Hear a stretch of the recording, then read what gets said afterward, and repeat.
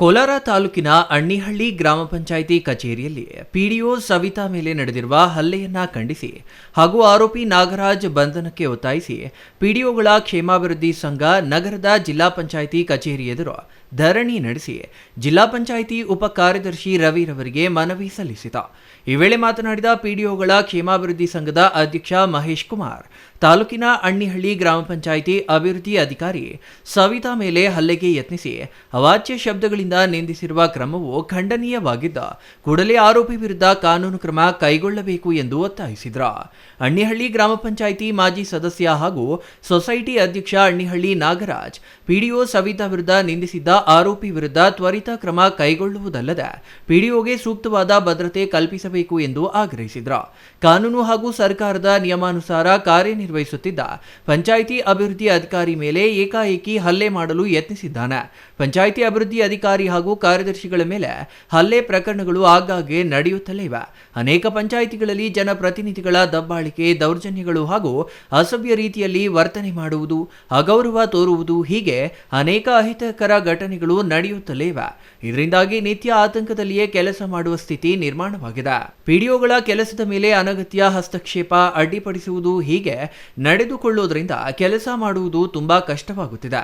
ಸರ್ಕಾರ ಕೂಡಲೇ ಈ ಸಮಸ್ಯೆಗಳಿಗೆ ಪರಿಹಾರ ಕಲ್ಪಿಸಬೇಕು ಹಾಗೂ ಇಂತಹ ಪ್ರಕರಣಗಳು ಮುಂದೆ ನಡೆಯದಂತೆ ಎಚ್ಚರಿಕೆ ವಹಿಸುವಂತೆ ಮಹೇಶ್ ಕುಮಾರ್ ಆಗ್ರಹಿಸಿದರು.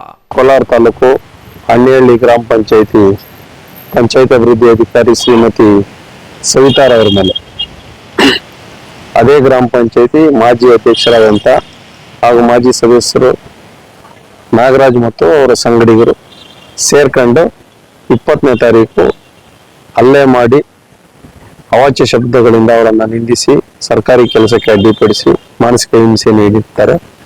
ಅದರ ವಿರುದ್ಧ ನಮ್ಮ ಸಂಘದ ಗಮನಕ್ಕೆ ಮೇಡಮ್ ಅವರು ಸವಿತಾರವರು ವಿಡಿಯೋ ಮತ್ತೆ ಕಂಪ್ಲೇಂಟ್ ಅನ್ನು ಕೊಡ್ತಾರೆ. ನಾವು ಮತ್ತೆ ಪಿಡಿಒರವರು ಕೋಲಾರ ರೂರಲ್ ಸ್ಟೇಷನ್ಗೆ ಹೋಗಿ 20ನೇ ತಾರೀಕು ದೂರನ್ನು ನೀಡ್ತೀವಿ. ಅದಾದ ನಂತರ FIR ಆಗತ್ತೆ. FIR ಆದ್ಮೇಲೆ ಅವರನ್ನ ಅರೆಸ್ಟ್ ಮಾಡಬೇಕಾಗಿತ್ತು. ಇದುವರೆಗೂ ಅರೆಸ್ಟ್ ಮಾಡಿಲ್ಲ, 5 ದಿವಸ ಆಗಿದೆ. ನಾವು ಅನೇಕ ಬಾರಿ ಕೇಳಿದಾಗ ಯಾವುದೇ ನಮಗೆ ರೆಸ್ಪಾನ್ಸ್ ಬಂದಿಲ್ಲ.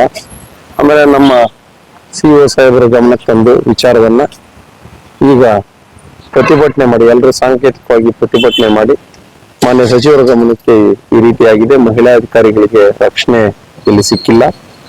ಆದ್ರಿಂದ ಭಯಮುಕ್ತ ವಾತಾವರಣದಲ್ಲಿ ಅವ್ರು ಕೆಲಸ ಮಾಡೋದಕ್ಕೆ ಅನುವು ಮಾಡಿಕೊಡ್ಬೇಕು ಅಂತೇಳಿ ಮತ್ತು ವಿಶೇಷವಾಗಿ ಕಾನೂನು ರಚಿಸಬೇಕು ಅಂತೇಳಿ ನಾವು ಆಗ್ರಹ ಮಾಡ್ತಾ ಇದ್ದೀವಿ. ಮತ್ತೆ ಇನ್ನು ಮುಂದೆ ಈ ರೀತಿ ಘಟನೆಗಳು ಮರುಕಳಿಸಬಾರ್ದು ಅಂತೇಳಿ ನಾವು ಕೋರ್ತಾ ಇದ್ದೀವಿ.